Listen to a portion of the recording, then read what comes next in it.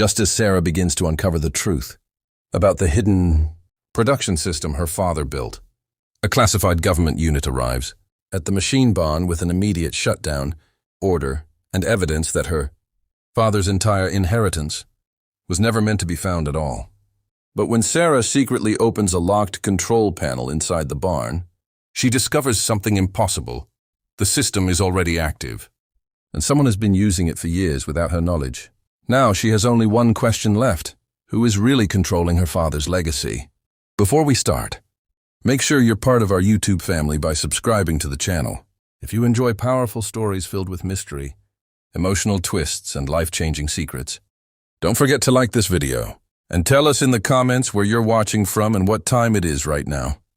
We love hearing from you all around the world. Now get ready, because today's story begins with a woman who inherits a simple machine barn from her father, but soon discovers it holds a secret that could change everything she knows about her past. Let's get into the story. Sarah Mitchell sat alone on a wooden bench outside the courthouse, staring at the divorce papers resting in her lap. One signature had ended 12 years of marriage. She had walked into the courtroom hoping for fairness. Instead, she walked out with almost nothing. Her ex-husband, Jason, kept the family house. He kept the construction business they had built together. He even kept most of their savings after a long legal battle. Sarah left, carrying only a small suitcase, a few family photographs, and memories she wished she could forget. As she reached the parking lot, she heard Jason laughing with his lawyer. "I told you I'd win," he said confidently. Sarah didn't turn around. There was no reason to. The fight was over. Or so she believed. She drove to a tiny rental apartment on the edge of town. The place was clean but empty. A single bedroom, a small kitchen, old furniture left behind by the landlord. That first night felt painfully quiet. For years, she had spent every evening planning projects with Jason, managing business paperwork, and dreaming about the future. Now there was only silence. She looked at an old framed photograph of her late father sitting on the kitchen table. He had passed away 2 years earlier. He had always believed in hard work. Whenever life became difficult, he would smile and say, "Money comes and goes. Skills stay forever." Those words echoed in her mind. The following week, Sarah searched for work. Finding a job wasn't easy. Everyone in town knew about the divorce. Many employers assumed Jason had been the reason the business succeeded. Very few realized Sarah had handled most of the finances, customer relationships, and project planning. Several interviews ended politely. Others never called back. Each rejection chipped away at her confidence. One afternoon, she decided to visit her father's old farmhouse. The property had been sitting empty since his passing. She planned to gather the last few family belongings before selling the house. Dust covered every room. Nothing had changed. His old rocking chair still faced the fireplace. His work boots remained beside the back door. Even the smell of old wood and engine oil lingered inside the house. Sarah smiled sadly. Her father loved repairing machines. People often joked that he could fix anything made of metal. As she cleaned an old wooden cabinet in his workshop, she noticed a small envelope tucked behind several toolboxes. Across the front, written neatly in blue ink, were 2 simple words. For Sarah. Her heart skipped. She recognized her father's handwriting instantly. Carefully, she opened the envelope. Inside rested a handwritten letter. "My little girl, if you're reading this, life has probably become much harder than either of us hoped. I always wanted to protect you, not by giving you money, but by giving you another chance whenever you needed one. Trust yourself. Love, Dad."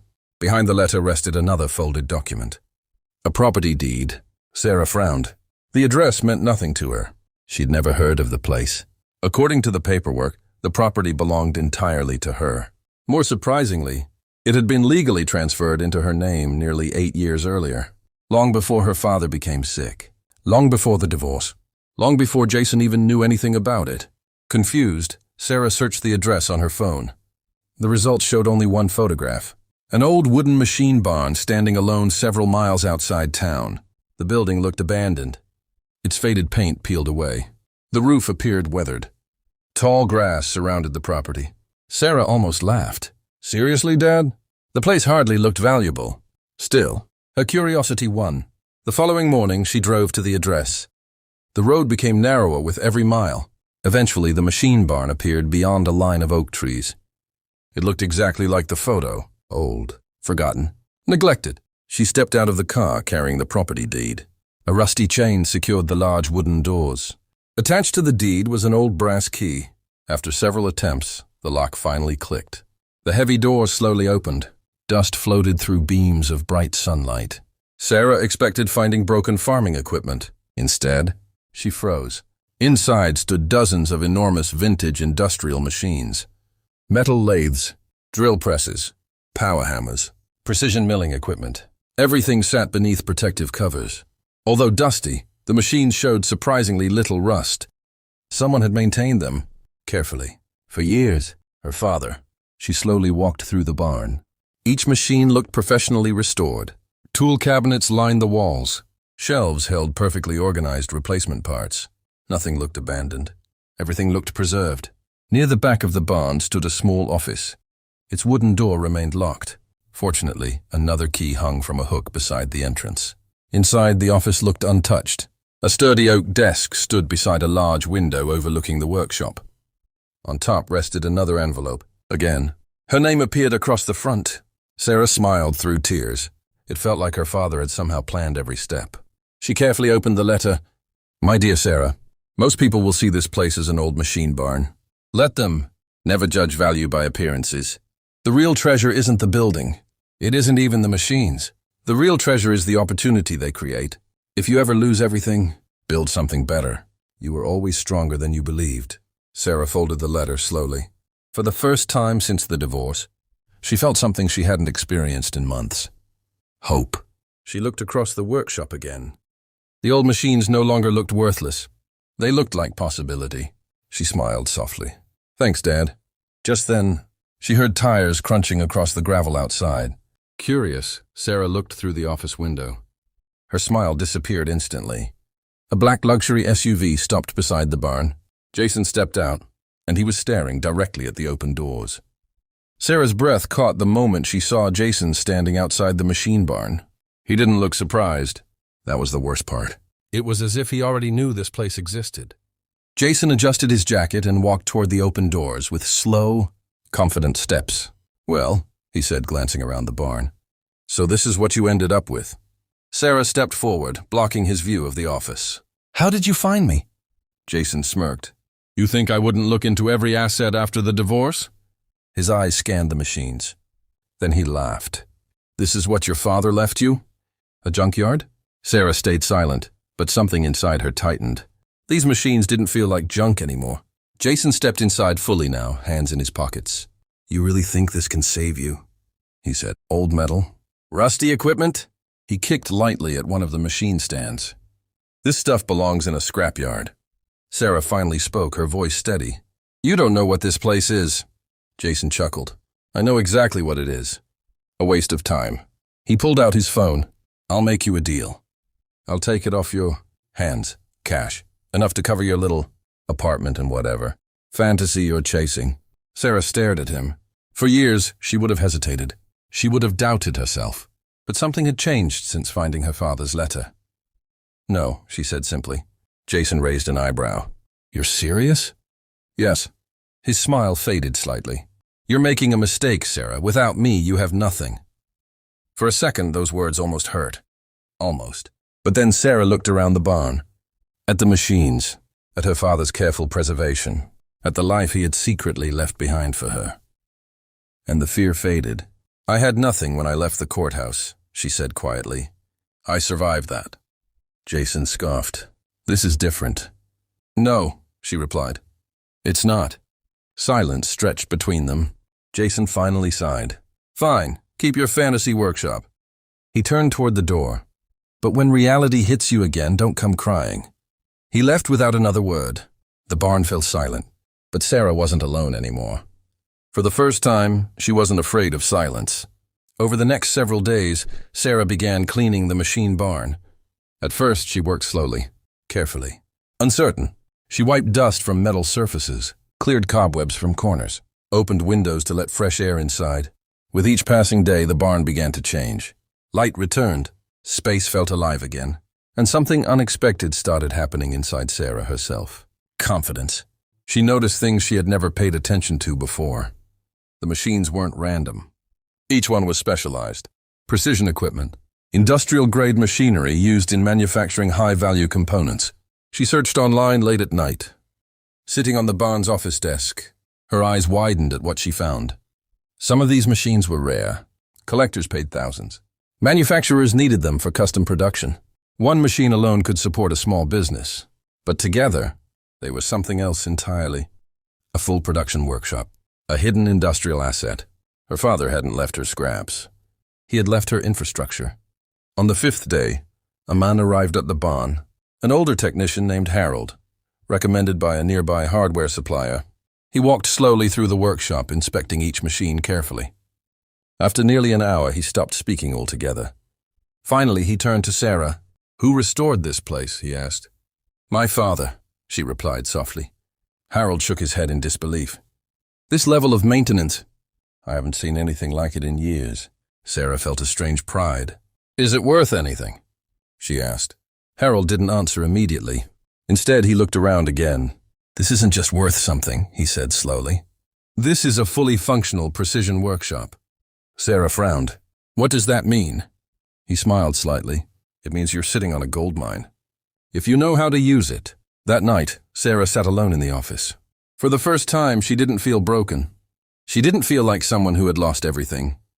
She felt like someone standing at the edge of something new. But just as she began planning what to do next, her phone rang. "Unknown number," she answered cautiously. A man's voice spoke from the other end, calm, controlled. "I hear you've inherited your father's machine barn." Sarah stiffened. "Who is this?" A pause. Then the voice replied, "Let's just say your father didn't build that place alone." And suddenly, everything Sarah thought she understood started to shift again. Sarah sat frozen in the dim light of the machine barn office, staring at her phone as the call ended. Her mind refused to settle. Your father didn't build that place alone. Those words echoed again and again. Outside, the barn was quiet, but it no longer felt safe in the same way. Something about the message changed everything. For the first time since discovering the barn, Sarah realized this wasn't just a gift. It was a secret, a carefully protected one. The next morning, she called Harold. He arrived quickly, looking more serious than before. "I got a strange call," she told him. His expression tightened. "That means they've found you." "Who?" Sarah asked. Harold hesitated, then sighed.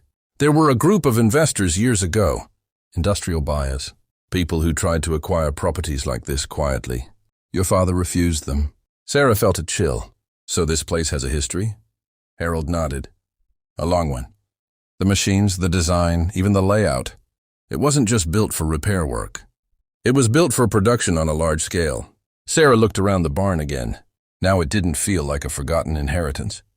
It felt like a hidden operation. That afternoon, another visitor arrived. This time, it wasn't Jason. It was a woman in a formal suit carrying a leather folder. She introduced herself as Claire Donovan. "I represent a private industrial acquisition firm," she said calmly. Sarah didn't trust her immediately. Claire glanced around the barn. "I'll be honest," she continued. "We've been tracking this location for years." Sarah crossed her arms. "Why?" Claire opened her folder and placed a document on the desk. Inside were old photographs of the barn, blueprints, even handwritten notes from Sarah's father. Her heart tightened. "How do you have these?" Sarah demanded. Claire didn't answer directly. "Your father was part of something much larger than you realize," she said. "This machine barn was one of several facilities designed for high-precision manufacturing networks." Sarah shook her head. "That doesn't make sense. He was just a mechanic." Claire smiled slightly. That's what he wanted people to think. Silence filled the room. Then Claire leaned forward. "We want to buy it, immediately, no negotiations." Sarah laughed bitterly. Everyone suddenly wants to buy this place. Claire's expression didn't change. "This isn't about money. It's about control." That sentence made Sarah uneasy. "Control of what?" Claire continued. "If you keep this property, you'll be pulled into conflicts you don't understand." Sarah thought of Jason, then the unknown caller, then her father's strange secrecy. She finally spoke. "What exactly did my father build?" Claire closed her folder slowly. "A manufacturing system that could disrupt entire industries if fully activated." Sarah's stomach tightened. "And you want it shut down or taken over?" Claire looked directly at her. "We want it secured. Before Sarah could respond, the barn door slammed open. Jason stepped inside again, but this time he wasn't alone. Two men stood behind him, and his expression wasn't arrogant anymore. It was tense. "Sarah," he said sharply, "don't trust her." Sarah looked between them. "This is getting ridiculous." Jason stepped forward. "You think this is just a machine shop?" "It's not. Your father was involved in something dangerous." Claire turned toward Jason calmly. "You shouldn't be here." Jason laughed coldly. "I've been here longer than you know." Sarah's head spun. "What is going on?" Jason exhaled. "Your father didn't just leave you machines. He left you leverage. Valuable enough that people will fight over it." Claire nodded slightly. "Exactly." Silence hit the room like a weight. Sarah stepped back slowly. "I don't care about leverage," she said firmly. "I just want to understand what my father left me." Jason softened slightly. "Then listen carefully." He pointed at the machines. "This barn is part of a hidden industrial network. Your father helped design it. But he hid the final production capability, somewhere only the rightful heir can access." Sarah frowned. "What final production?" Neither Jason nor Claire answered immediately. Then Claire spoke quietly. "A prototype system worth millions. Maybe more." Sarah felt her hands tremble. "So this whole time, you've all been trying to get access to something I didn't even know existed?" Jason nodded. "Yes," Claire added. "And now that you own it, you are the key." The room fell silent. Sarah looked around the barn, at the machines, at the documents, at the life her father had left behind. Then she realized something terrifying. She wasn't just inheriting a workshop. She was inheriting responsibility for something everyone else was willing to fight for. And for the first time, she wasn't sure if her father had saved her, or placed her in the middle of something far bigger than she could control.